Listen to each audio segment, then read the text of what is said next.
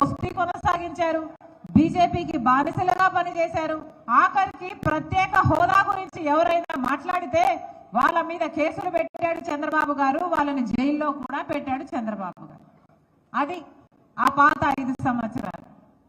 ఆ రోజుల్లో జగనన్న గారు ప్రతిపక్ష నాయకుడిగా ఉన్నాడు. ఆ రోజుల్లో ప్రతిపక్ష నాయకుడిగా జగనన్న గారు ప్రతిరోజు మాట్లాడాడు ప్రత్యేక హోదా గురించి, ప్రతిరోజు రాగం తీశారు ప్రత్యేక హోదా గురించి, నిరాహార దీక్షలు కూడా చేశాడు జగనన్న గారు ప్రత్యేక హోదా గురించి.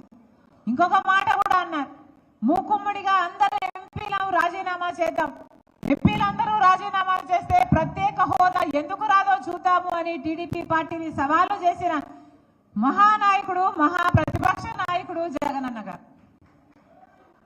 మరి ఏమైంది?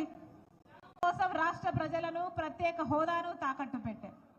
పోనీ పోలవరం ప్రాజెక్టు కోసం ఈ ఇద్దరు నాయకులలో ఎవరైనా ఏదైనా చేశాడా అంటే, పోలవరం ప్రాజెక్టు రాజశేఖర రెడ్డి గారి డ్రీమ్ ప్రాజెక్ట్.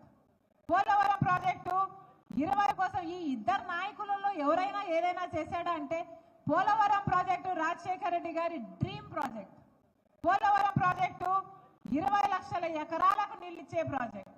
పోలవరం ప్రాజెక్టు పూర్తి చేసుకుంటే గారు ముఖ్యమంత్రి 5 సంవత్సరాలు అయింది. పోలవరం ప్రాజెక్టు ఆయనన్నా తెచ్చుకున్నాడా? 90% నిధులు ఇవ్వాలి మనకు పోలవరం ప్రాజెక్టు కేంద్ర ప్రభుత్వం, ఎందుకంటే ఆ రోజు జాతీయ హోదా ఇస్తామన్నారు. మరి పోలవరం ప్రాజెక్ట్ అయినా తెచ్చుకోవడానికి మీ దోస్తీ పనికొచ్చిందా అంటే, దానికి కూడా పనికి రాలేదు జగనన్న బీజేపీ దోస్తీ. మరి దేనికి పనికొచ్చినట్టు? బీజేపీ మనకు ఏమి సాధించిందని, ఏమిచ్చిందని బీజేపీతో దోస్తీ చేస్తున్నారు? పోనీ బీజేపీ పార్టీ మనకు రాజధాని ఇచ్చిందా? మనకు బ్రహ్మాండమైన రాజధాని అయినా ఉంటే, హైదరాబాద్ను తలపించేంత రాజధాని అన్నా ఉంటే సరేలే, పోనీ అదైనా ఇచ్చింది అనుకోవచ్చు. చంద్రబాబు గారేమో అమరావతి రాజధాని అన్నాడు, ఆయనేమో సింగపూర్ను చేస్తానని 3D గ్రాఫిక్స్ సినిమా చూపించాడు చంద్రబాబు గారు.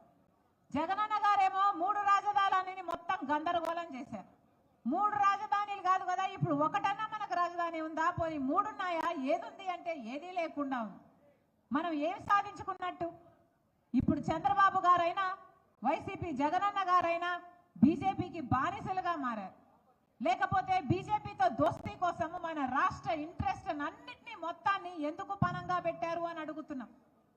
బీజేపీ మనకు ప్రత్యేక హోదా ఇచ్చింటే సరే, మీరు బీజేపీతో దోస్తీ కొనసాగించండి, లేదా బీజేపీ పార్టీ మనకు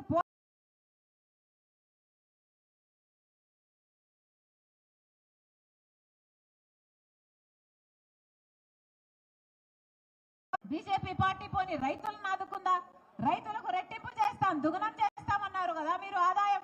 పోనీ అదైనా మాట నిలబెట్టుకుందా అంటే బీజేపీ పార్టీ ఒక్క మాట కూడా నిలబెట్టుకోకపోగా మతం పేరుతో రాజకీయాలు చేసినప్పటికీ కూడా ఇటు వైసీపీ అయినా అటు తెలుగుదేశం పార్టీ అయినా మొత్తం ఇద్దరు బీజేపీతో పొత్తులు పెట్టుకున్నారు. ఆ పొత్తులు మనకు కనిపించ